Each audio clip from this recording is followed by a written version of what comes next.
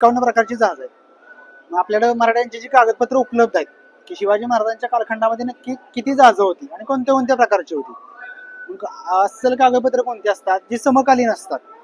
महाराजांच्या समकालीन काही सभासद बखर आहे किंवा नंतरच्या कालखंडामध्ये काही बकरी सुद्धा लिहिल्या, वेगवेगळ्या बकरी लिहिल्या गेल्या.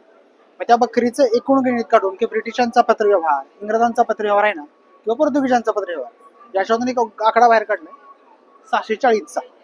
म्हणजे आता वेगवेगळ्या प्रकारचे जहाज आहेत, गलबत, तरू, महागिरी. यातलं आपण एक गुराब ठेवलंय छोटं पलीकडले. गलबत म्हणजे 1 नंबरचं जहाज.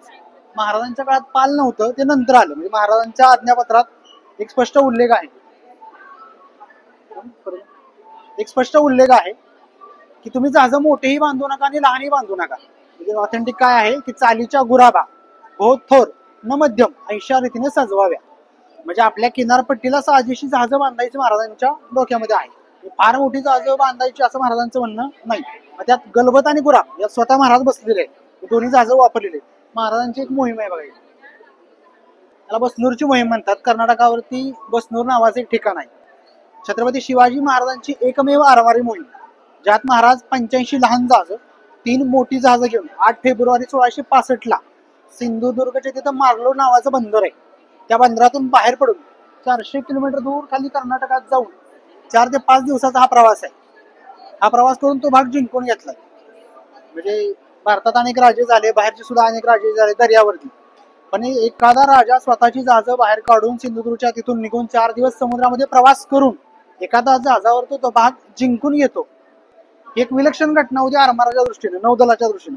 म्हणजे आपण छत्रपती शिवाजी महाराजांना आरमाराचे जनक म्हणतो, त्याच्या पाठीमागे जी काही कारण आहेत, जसं गलबाताची बांधणी आहे, तशी आरमारी मोहीम महाराजांनी केलेली एकमेव आरमारी मोहीम.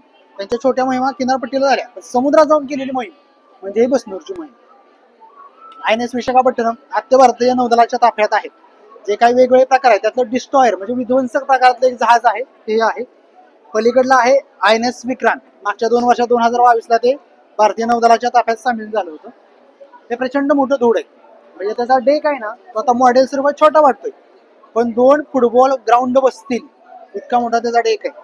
त्याच्यावरती एकाच वेळी 30 विमानं उड्डाण करतात, 15 हेलिकॉप्टर्स आहेत.